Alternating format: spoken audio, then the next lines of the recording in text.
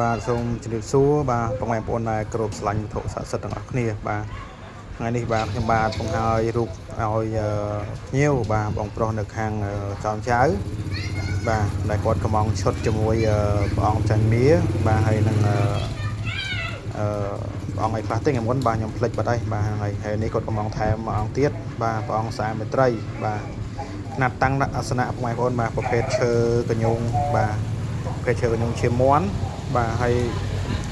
ចម្លាក់គឺខ្ញុំបានឆ្លាក់ដោយដៃ 100% បាទឆ្លាក់ដោយខ្លួនឯងផ្ទាល់បាទហើយសម្រាប់ពុកម៉ែបងប្អូនដែលគាត់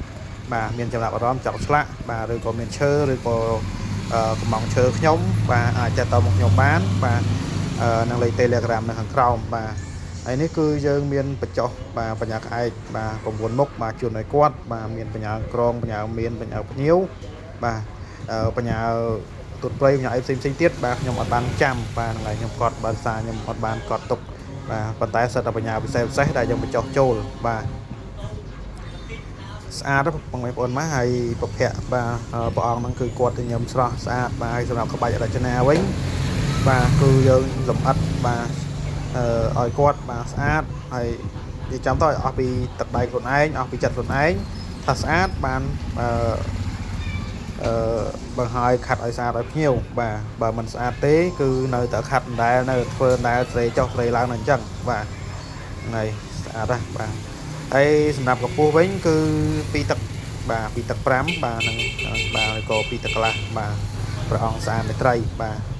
ឈើកញ្ញូងបាទស្អាតណាបងប្អូនបាទស្អាតមែនតើហើយយើងលេងបាទស្លាច់លេងអីឡើងស្អាតរលោងចាំងស្អាតបាទយើងស្រួលថែបាទសួរសម្អាតកតិចសម្អាតអីហើយនៅខាងក្រោយនេះគឺយើងចាបាទយន់បាទអ្នកម៉ូពុទ្ធិយៈបាទហើយគាត់ចង់បានយន់បាទហើយយន់បាទដូនតាយើងមិនសល់ទុកឲ្យហ្នឹងបាទមិនធម្មតាទេបាទបើសិនណាមិនខ្លាំងមិនបកែគេមិនទុកទេបាទហ្នឹងឯងបាទស្អាតណាស់ជាពិសេសគឺឆៅពាន់ខាងក្រោយបាទស្អាតបាទស្អាតណាស់បាទហើយនៅខាងនេះបាទមកគ្រាប់ទៀតបាទបញ្ញាកាយដើមស្ដៅបាទហើយក៏គាត់កំងបន្ថែមមួយអង្គទៀតដែរបាទអ្នកម៉ូពុទ្ធិយៈបាទអ្នកមគ្គកតៈបាទអ្នកមគ្គអឧបាទអ្នកជាលតិបាទអ៊ីស្វសុថ្ងៃយើងចានៅខាងក្រោយប៉ុន្តែអត់បានខាត់សម្អាតទេបងប្អូនបាទហើយរចនាបថចាញ់មាបាទហើយពណ៌នេះបាទដល់ភ្ញៀវគាត់កំងចឹងណាបាទហើយភ្ញៀវគាត់កំងច្រើនដែររចនាបថចឹងបាទហើយនេះក៏យើងត្រៀមនឹងបញ្ចុះជូនគាត់ទៀតបាទត្រៀមនឹងបញ្ចុះជូនគាត់បាទ9មុខបាទតែអត់បានបញ្ចុះទេបាទដោយសារនេះល្ងាចបាទរៀងល្ងាចហើយយើងអត់បានខាត់សម្អាតស្អែកព្រមឡើងយើងខាត់ឲ្យគាត់បាទប្រហែលជាម៉ោង8 9គឺគាត់មកយកហើយបាទឲ្យតែប្រាប់ទៅហើយគឺគាត់មកយកបាទហើយគាត់បើកបាទមកខ្លួនឯងបាទមកពីចောင်းចៅបាទស្អាតបាទហើយភ្ញៀវនៅខាងភ្នំពេញគាត់កំងខ្ញុំច្រើនបាទភ្ញៀវនៅភ្នំពេញច្រើនបាទហើយគាត់ថានៅភ្នំពេញបាទឈ្នួលថ្លៃបាទអញ្ចឹងគាត់សុខចិត្តមករៀងជីក្រុងតិចបាទហើយសម្រាប់ខ្ញុំគឺតម្លៃបាទគឺសមរម្យបាទបងប្អូនណាបាទអាចទទួលយកបានបាទអាចបាទនេះព្រះអង្គប្រក់នេះបាទបញ្ញាកាយដើមស្ដៅបាទហើយនៅខាងនេះបាទគឺអ៊ំប្រុសគាត់មកពីខាងព្រៃលៀបបាទតែគាត់យកមកប្រឹកមិញហ្នឹងបាទត្រៀមនឹងកម្លាំងកម្មជូនគាត់ហើយបញ្ញាកាយរបស់គាត់គឺសិតតែបញ្ញាពិសេសបាទនេះជាប្រភេទឫស្សីរបស់គាត់បាទបញ្ញាของគាត់គឺសិតតែបញ្ញាផ្កាបាទបងប្អូនណាបាទសិតផ្កាបាទយើងចាំមើលសិតផ្កាទាំងអស់បាទ17មុខគឺសិតផ្កាទាំងអស់បាទហើយនៅខាងនេះគឺប្រភេទស្នែងកបីខ្មៅបាទបកភ្លុះបាទនិងស្នែងកបីក្លៀចបាទត្រៀមធ្វើនឹងពួនជូនភ្ញៀវបាទត្រៀមធ្វើនឹងពួនជូនភ្ញៀវបាទអញ្ចឹងគាត់កំងច្រើនបាទហើយនៅនេះដែលគាត់ឈើគាត់យកមកប្រឹងមិញដែរបាទហើយនេះក៏ឈើដែលភ្ញៀវគាត់យកមកកម្លាំងកម្មបាទប្រភេទឈើដៃខ្លាបាទបងប្អូនប្រភេទឈើដៃខ្លាបាទ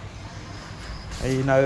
ខាងនេះបាទដែលយើងកម្លាំងថៃខ្លះបាទប្រភេទកម្មនេះបាទប្រភេទឈើដៃខ្លានេះគឺស្អាតណាបងប្អូនណាបាទខ្នាត12លីបាទដែលភ្ញៀវគាត់កំងហ្នឹងបាទយកកម្លាំងខ្នាត12លីបាទគាត់ថាយកទៅឲ្យបាទបងប្អូនគាត់ពាក់បាទម្នាក់មួយខ្សែបាទស្អាតណាបងប្អូនណាស្អាតមែនតើបាទហើយយើងកម្លាំងគឺយើងកម្លាំងដោយដៃបាទយើងអត់បានកម្លាំងចាក់ម៉ាស៊ីនចាក់អីទេបាទគឺយើងកម្លាំងដោយដៃបាទអត់មានចាក់ម៉ាស៊ីនចាក់អីទេបាទព្រោះធម្មតាបាទខ្ញុំបានរៀនមកពីសាលាបាទចំណាយពេលវេលាបាទ 4-5 ឆ្នាំតម្រាំបានចេះបាទចម្លាក់នេះអញ្ចឹងយើងអត់ទៅទិញម៉ាស៊ីនទិញអីទេបាទគឺយើង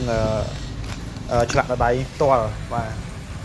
ហ្នឹងហើយសម្រាប់ទីតាំងខ្ញុំបាទគឺនៅខាងស្រុកអង្គស្នូខេត្តកណ្ដាលបាទផ្លូវជាតិលេខ 4 បាទដល់ប្រមាណបងប្អូនគាត់ចង់មកដល់ទីតាំងផ្ទាល់ក៏បានបាទផ្ញើអវ៉ាន់មកក៏បានបាទតាមរយៈបន្ថែមបាទសាខាស្រុកអង្គស្នូខេត្តកណ្ដាលបាទអញ្ចឹងវីដេអូនេះមិនតែប៉ុណ្ណឹងបាទអរគុណច្រើនបាទជំរាបលាពុកម៉ែបងប្អូនប៉ុណ្ណឹងបាទអរគុណច្រើន